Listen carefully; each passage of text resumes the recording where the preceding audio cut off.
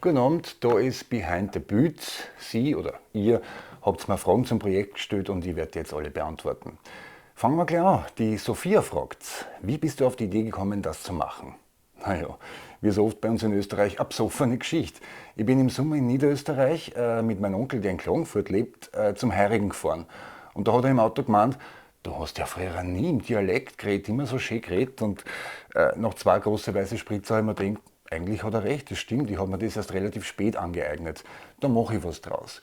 Und ja, absoffene Geschichte später habe ich mir dann gedacht, Nachrichten im Dialekt, das hat in Österreich noch keiner gemacht. Und ja, probiere es halt einmal. Wie soll das ausschauen, wie soll das heißen? Und dann habe ich mir gedacht, nehme ich halt Zeit im Bild. Nach dem Motto, gut ist nicht, aber lassen wir es dabei. der Fabian fragt, oder besser gesagt hat mich mit Fragen gelovebombt, wie oft erscheint die Zeit im Bild, wie viele Leute arbeiten daran und ab wann wird Danielle Sperrer Co-Moderatorin? So, jetzt aber mal eins nach dem anderen bitte. Wie oft? Also mein Projekt läuft jetzt seit 1. Dezember und dieser kurze Nachrichtenüberblick, den ihr schon gesehen habt, der kommt Montag bis Freitag und zwar noch bis Weihnachten. Wie viele Leute arbeiten daran? Naja, braucht man schon ein paar Leute. Ich meine, Redaktion, Moderation, Kamera, Licht, Ton, Grafik, Sounddesign, Haar, Make-up. Ich muss mir das alles selber machen.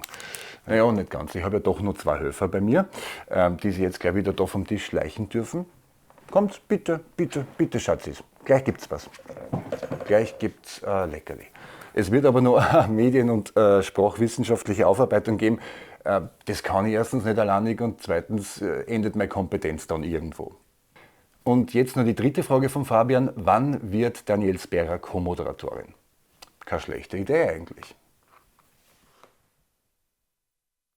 Die Laura fragt, sind schon Interviewpartner in Planung?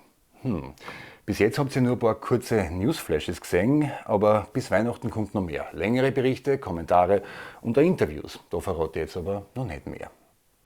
Und der Tarek fragt, hängt bei dir im Studio wirklich ein Bild von der Uschi Stenzel? Dazu kann ich nur sagen, vielleicht, vielleicht aber auch nicht. Guten Abend.